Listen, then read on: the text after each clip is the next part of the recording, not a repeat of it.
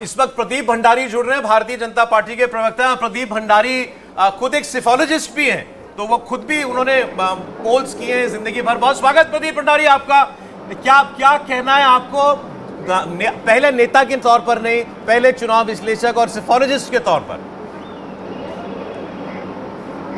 देखिए सौरभ जी, मैं सुबह से एक बात कह रहा हूं कि जब तक 50% राउंड्स की काउंटिंग नहीं होती, कोई भी इलेक्शन के ट्रेंड को हमें नहीं कंक्लूड करना चाहिए। Point number 1। पॉइंट नंबर 2, मैं आपको दो इलेक्शंस बताना चाहता हूं। छत्तीसगढ़ चुनाव 2023, अगर आपको याद होगा तो सुबह 9 बजे तक, 9:15 बजे तक सभी जो ट्रेंड थे कांग्रेस पार्टी के पक्ष में बता रहे थे, परंतु जैसे जैसे समय बीतता गया ट्रेंड्स भारतीय जनता पार्टी के पक्ष में स्टेबलाइज होते गए और ट्रेंड उल्टा हुआ। ऐसे बिहार चुनाव में भी 2015 में आपने देखा था, पोस्ट आफ्टरनून ट्रेंड शिफ्ट हुआ। अभी जो मैं मोमेंटम देख रहा हूं, जिस तरीके से आप इस वक्त दिखा रहे हैं, हरियाणा के अंदर मोमेंटम हमारी तरफ शिफ्ट होते जा रहा है जैसे जैसे समय आगे बढ़ता जा रहा है। मतलब जैसे ज्यादा ईवीएम खुल रही है, भारतीय जनता पार्टी कंसोलिडेट कर रही है। पॉइंट नंबर 2, जम्मू कश्मीर में भी मैं इसलिए कॉन्फिडेंट हूं क्योंकि अभी कुछ सीट्स ऑफ जम्मू में एनसी आगे दिख रही है इनिशियल ट्रेंड्स के अंदर। वो इसीलिए क्योंकि कुछ ईवीएम्स कुछ एरियाज के अंदर जहां पार्टी का स्ट्रांग होल्ड होता है वहां खुलती है। तो जम्मू में भी आप देखेंगे कि हम कंसोलिडेट करेंगे। मैं वापस से कहूंगा सौरभ जी, अगर ये ट्रेंड कंटिन्यू होता है, मोमेंटम कंटिन्यू होता है, ये क्या बात हुई प्रदीप जी की जम्मू में तो ईवीएम एनसी की खुल रही है और हरियाणा में आपकी खुल रही है? जी बिल्कुल सौरभ जी, क्योंकि जम्मू कश्मीर के अंदर जो भी जम्मू के इलेक्शंस को डिटेल में स्टडी करेगा, वहां हर पार्टी के कुछ स्ट्रांग होल्ड्स और पॉकेट्स होते हैं। तो अगर मान लीजिए जम्मू के अंदर कुछ एरियाज के अंदर एनसी के पॉकेट्स हैं, अगर वहां से ईवीएम खुल रही है तो एनसी की लीड है, क्योंकि जम्मू के अंदर कोई भी अगर आप जितने भी एनालिस्ट अभी मैं सुन रहा था, कोई ये कह रहा था कि NC is consolidating in the valley, कोई जम्मू के अंदर एनसी को कंसोलिडेट करने की बात नहीं कर रहा था। इसीलिए मैं कह रहा हूं कि हम लोग जम्मू के अंदर भी गेन करेंगे। जो अभी 23 का, अब मुझे ये समझाइए, हरियाणा के अंदर एक वक्त कांग्रेस पार्टी 71 सीटों पर आ गई थी, वो 35 पर आ गई है, आधे पर आ गई उस वक्त की, और आपकी पार्टी 17 से 50-51 पहुंच रही है।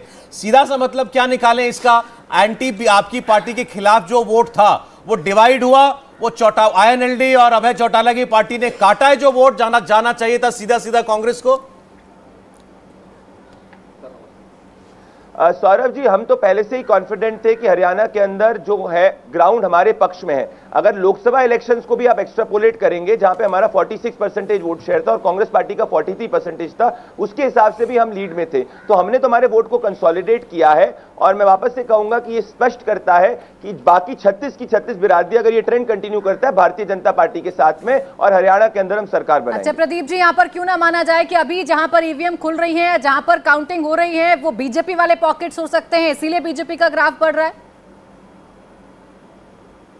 आप मान सकती हैं, बिल्कुल ही आप मान सकती हैं, परंतु हरियाणा के अंदर जो ट्रेंड जैसे जैसे जा रहा है, ट्रेंड में शिफ्ट नहीं हो रहा है, मैं ये कह रहा हूं। तो 1 घंटे बाद भी अगर ये ट्रेंड स्टेबलाइज रहता है तो इससे कंक्लूजन निकाला जा सकता है कि हरियाणा की 36 बिरादरियों ने कांग्रेस पार्टी के खिलाफ वोट किया है। 1 घंटे बाद में ये ट्रेंड स्टेबलाइज हो जाएगा। 36 बिरादरी का नारा तो कांग्रेस का है सर, यहां तो जाट वर्सेस नॉन जाट की पॉलिटिक्स के आरोप लगते हैं बीजेपी पर। देखिए, आप अभी खुद ही कह रहे हैं कि जाट ने भी इस बार भारतीय जनता पार्टी को वोट किया, क्योंकि जो seats dominated, Jat dominated seats हैं, वहां पे भी हम लोग अच्छा परफॉर्म कर रहे हैं। इसीलिए हम 36 बिरादरी की बात कर रहे हैं, क्योंकि हरियाणा के अंदर मैं वापस से कह रहा हूं, ये ट्रेंड ये स्टेबलाइज कर रहा है। अगर आप देखेंगे +4 बीजेपी की तरफ दिखाता हुआ दिख रहा है, तो we are right now the trend is around 49। तो जितना ज्यादा वोट खुल रहा है उतना ज्यादा हमारी तरफ बढ़ता जा रहा है, विच मीन्स दलित और लोअर तबका और गरीब हमारे साथ में हरियाणा के अंदर। देखिए, लेकिन अब फिर से बराबरी किसी और हरियाणा का आपको ग्राफ दिखाई देगा। 41 पर कांग्रेस पार्टी आगे आ गई है और अब 42-43 हो गया है। बिल्कुल कांटे का मुकाबला हरियाणा के अंदर दिखाई दे रहा है। देखें, कभी बीजेपी के नंबर जो है वो बढ़ते हैं और कभी कांग्रेस पार्टी के, लेकिन अभी तक जो है हरियाणा का जो एक तरफा जैसी बात की जा रही थी वो शुरुआत में लगा था, लेकिन जब ईवीएम तेजी से खुले उसके बाद ये थोड़ा टक्कर का और बराबरी वाला मामला दिखाई दे रहा है फिलहाल हरियाणा के अंदर। कई बड़े उलटफेर यहां दिखाई दे रहे हैं। इलाहाबाद से अभय चौटाला कांग्रेस के उम्मीदवार से पीछे चल रहे हैं और चौथे राउंड में जब ये काउंटिंग पहुंची है तो टक्कर और ज्यादा जबरदस्त हो गई है। 42 और 43 का मुकाबला है, जिसमें कई बड़े चेहरे पिछड़ते हुए दिख रहे हैं, जिसमें जुलाना से विनेश फोगाट पीछे हैं। इसके अलावा उचाना से पिछली बार के उप मुख्यमंत्री दुष्यंत चौटाला तीसरे स्थान पर चल रहे हैं। बिल्कुल चौथे राउंड में देखिए टक्कर जो है वो आप देख सकते हैं कांग्रेस और बीजेपी के बीच में चौथे राउंड में जबरदस्त टक्कर देखने को मिल रही है। अब ये कह सकते हैं कि हरियाणा का जो मुकाबला है वो दिलचस्प हो चुका है और ज्यादातर जो सीटें हैं जो हमें जानकारी मिल रही है वो ये कि 500 से 1000 का मार्जिन है, इसलिए मुकाबला बड़ा नेक टू नेक फाइट का हो चुका है, कांटे की टक्कर हो चुकी है। जो क्लीन स्वीप की तरफ कांग्रेस आगे बढ़ रही थी या लैंडस्लाइड विक्ट्री की तरफ जो कांग्रेस आगे बढ़ रही थी वो तो ऐसा नहीं है और इसकी उम्मीद क्या की जा रही थी। देखिए मैं आपको बताता हूं, आदमपुर से भव्य बिश्नोई आगे चल रहे हैं, बीजेपी के मार्जिन है 817 वोट, 800 वोट से आगे हैं। अंबाला सिटी से निर्मल सिंह मोहरा कांग्रेस पार्टी के आगे चल रहे हैं, इनके पास लगभग 4000 वोट की लीड है।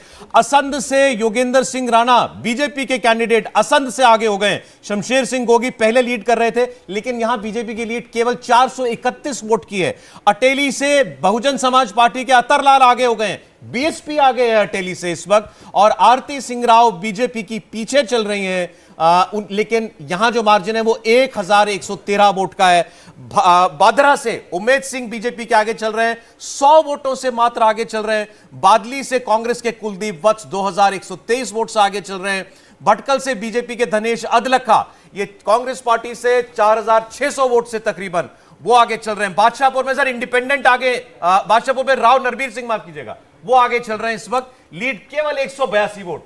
तो 182 वोट, 500 वोट, 600, 800 वोट ये मार्जिन है। सौरभ जी मानना चाहिए कि कम से कम 1-2 राउंड तक ये ऊपर नीचे होगा, उसके बाद स्टेबलाइज होने लगेगा, लेकिन फिर भी एक तरफा नहीं है चुनाव जैसा हम लोग पहले मान के चल रहे थे या जैसा एग्जिट पोल में एक संकेत मिला।